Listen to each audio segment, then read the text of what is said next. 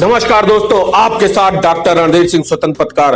बात करते हैं समाजवादी पार्टी के उस संसद की जिसने संसद की शपथ नहीं ले पाए।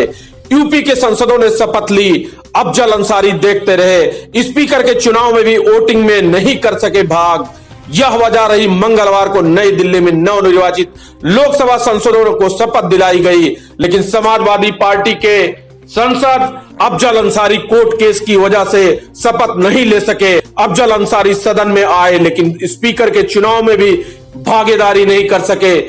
अफजल अंसारी दूसरी बार यूपी की गाजीपुर सीट से लोकसभा चुनाव जीते हैं। इस बार सपा के टिकट पर चुनाव लड़े और बीजेपी के पार्थनाथ यादव को 1,24,861 वोटों से चुनाव हराया। अफजल को 5,39,912 वोट मिले और वहीं पार्थनाथ राय को 4,15,051 मत मिले। 2019 में अफजल अंसारी ने बसपा के टिकट पर संसद में जीत दर्ज की थी। 18 लोकसभा का पहला सत्र चल रहा है। नए संसद सदन में सदस्यता चल रही है, लेकिन कुछ नेता ऐसे हैं जो अब तक शपथ नहीं ले पाए। उसमें यूपी के एक मात्र सपा सांसद अफजल अंसारी का नाम भी शामिल है। इसके पीछे कानूनी पेच फंसा माना जा रहा है।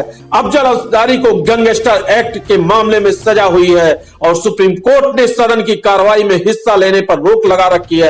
इस मामले में इलाहाबाद कोर्ट में भी सुनवाई चल रही है। इस बारे में लोकसभा सचिवालय की ओर से सुप्रीम कोर्ट के आदेश का हवाला दिया गया है। नवनिर्वाचित लोकसभा सांसदों को शपथ दिलाई गई, लेकिन समाजवादी पार्टी के सांसद अफजल अंसारी को शपथ नहीं दिलाई गई। इस बारे में लोकसभा सचिवालय की ओर से सुप्रीम कोर्ट के आदेश का हवाला दिया गया। इतना ही नहीं, बुधवार को स्पीकर के चुनाव में भी हिस्सा नहीं ले सके। इसके बाद सपा अध्यक्ष अखिलेश यादव ने कोर्ट के इस आदेश को स्पष्ट करने के लिए कानूनी कार्रवाई की मांग की है। 14 दिसंबर 2023 को कोर्ट ने अपने आदेश में उनकी सदस्यता वापस कर दी थी, लेकिन कुछ पाबंदियां लगा रखी थी। उसमें कहा गया था कि अफजल अंसारी सदन की कार्रवाई में हिस्सा नहीं ले सकेंगे। कोर्ट के इस आदेश को आधार मानकर लोकसभा सचिवालय अफजल अंसारी को सदन में शपथ लेने के लिए नहीं बुलाया। इसी के आधार पर उन्हें स्पीकर के चुनाव के लिए अयोग्य ठहराया गया।